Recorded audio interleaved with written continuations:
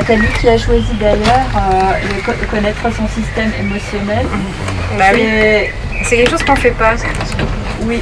Eh ben, Gladys, elle a proposé, par exemple, de commencer. Elle, dans son cours, elle fait une météo des émotions. Comment tu te sens aujourd'hui avec des smileys.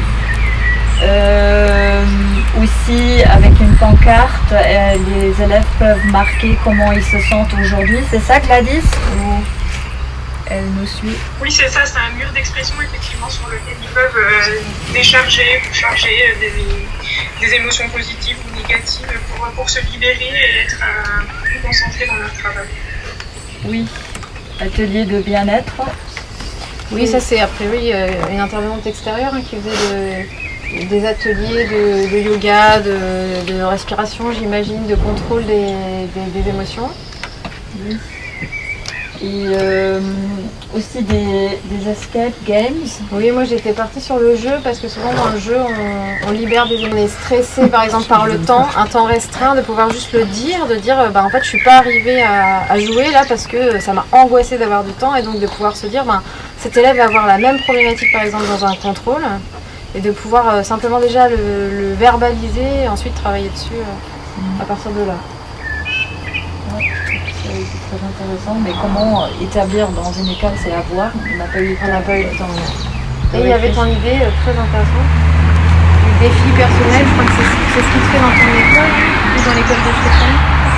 Oui, et à Berlin. Ah, c'était à Berlin, ça partait de Berlin. Vous avez créé ça aussi?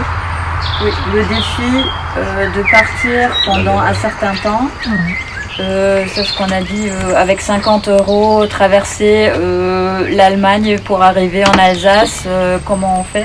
Alors on passe tous les stades des émotions, de la peur, de motivation, stress, collaboration, qu'est-ce qui se passe? Alors on est vraiment, c'est vraiment un vrai défi. Et chacun choisit son propre défi. Ça peut être un voyage, ça peut être un stage dans une maison de retraite ou n'importe. Mais moi je trouve que c'est très... Et puis après travailler là-dessus, oui, comme ça a des expériences, après il faut vraiment évaluer et qu'est-ce que j'ai appris. Parce que ça marque énormément, j'ai remarqué ça aussi chez les élèves. Et coopérer.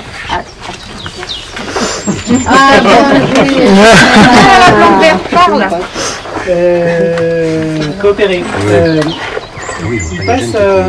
Il traverse la créativité, le coopérer. Il n'a pas fait exprès.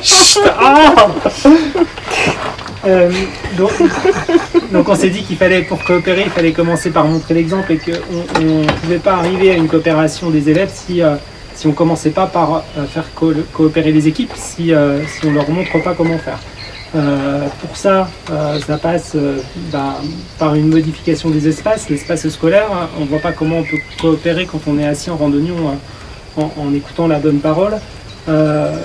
Pour coopérer, c'est des marges d'apprentissage. Il va falloir penser la pédagogie différemment, la pédagogie de projet. Il va falloir s'appuyer sur les arts, sur les labs, sur tous les éléments créatifs.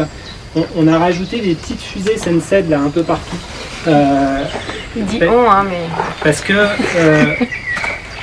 qu'il va falloir que les équipes aillent se nourrir pour pouvoir penser l'école de demain. Et du coup, quelle que soit la compétence qu'on veut développer, il va falloir qu'on aille voir un petit peu ce qui se fait en dehors de notre environnement. On retrouve des éléments de ludification, des escape games, et puis... En fait, l'idée c'est d'arriver à une habitude de coopération, c'est-à-dire que coopérer ne doit pas être quelque chose de ponctuel, mais vraiment une habitude de voir qu'on voit plus loin tous ensemble. Voilà, c'est comme ça qu'on a fait. Je crois. Et puis, les apprentissages de pair à pair, ils rejoignent la créativité et la coopération. Finalement, on se dit qu'on arrivera au bout du chemin si finalement les apprentissages se font aussi en dehors de la présence de l'enseignant ou en tout cas du cadre formel défini pour. Et on a rajouté mais ça c'est tout à la fin de notre réflexion, une fois qu'on a eu fini de dégrossir tout ça, on s'est dit qu'à un moment ou un autre, il fallait qu'on pense une modification du cadre institutionnel, c'est-à-dire que si on veut modifier les compétences sur lesquelles on travaille, il y a un moment il faut que nos programmes, notre cadre de travail définissent les compétences comme étant à travailler et nous donnent les moyens de le faire finalement. Et s'il n'y a pas de modification du cadre, on n'arrivera pas jusqu'au bout, quoi.